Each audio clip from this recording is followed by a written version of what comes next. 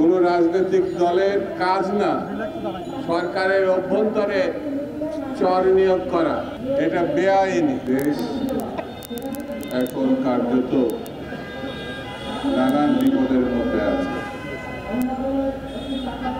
একদিকে নিরাপত্তা নিয়ে মানুষ উদ্বিগ্ন,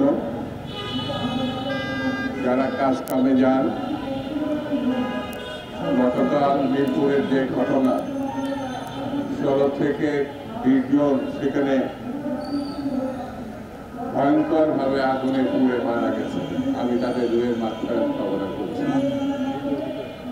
সরকার কিসের জন্য আছে? সরকার মানুষের নিরাপত্তা নিশ্চিত করবে। রাস্তাঘাটে বেরোলে মানুষ অনিরাপদ বোধ করছে। আমি সরকারের কাছে দাবি জানাবো, অনুরোধ করব এই দিকে নজর রাখবে। বন্ধুরা, অনির্বাচিত সরকার না, নির্বাচিত সরকারই গণতন্ত্র প্রতিষ্ঠার নেতৃত্ব দিতে পারে। যদি গণতন্ত্র প্রতিষ্ঠা না হয়, তাহলে স্বৈরতন্ত্রের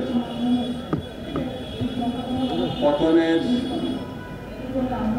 যে মানুষের আশান্বিত এবং মানুষকে সামনের দিকে যাওয়ার জন্য যে অনুভূতি তৈরি হয়েছিল। ওয়ালটন এখন দেশের সীমানা পেরিয়ে পৌঁছে গিয়েছে 50টিরও বেশি দেশে। ওয়ালটন, ঘরে ঘরে বিশ্বজুড়ে।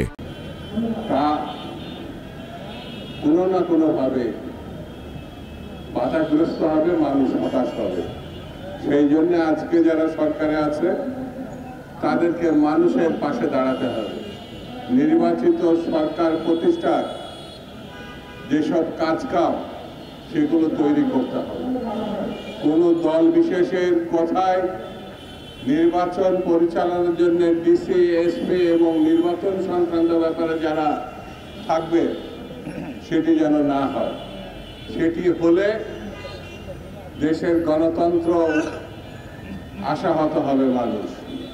যেমন একজন বিরোধী দলের নেতা সরকারকে ব্ল্যাকমেলিং করতে চাইছে না কোণঠাসা করতে চাইছে আমি জানি না। তারা সরকারের অভ্যন্তরীণ কিছু কথা উল্লেখ করে বলেছেন প্রয়োজনে তা ফাঁস করবে। এটি বড় মর্মান্তিক এবং নিঃসন্দেহে সরকারের জন্য শুভ কিছু বয়ে আনবে না। কোনো রাজনৈতিক দলের কাজ না সরকারের অভ্যন্তরে চর নিয়োগ করা, লোক নিয়োগ করা, ব্ল্যাকমেলিং করার কথা বলা, এটা শোভনীয় না। গণতন্ত্রের জন্য আইনের শাসনের প্রেক্ষিতে এটা পানিশমেন্ট যোগ্য, এটা বেআইনি।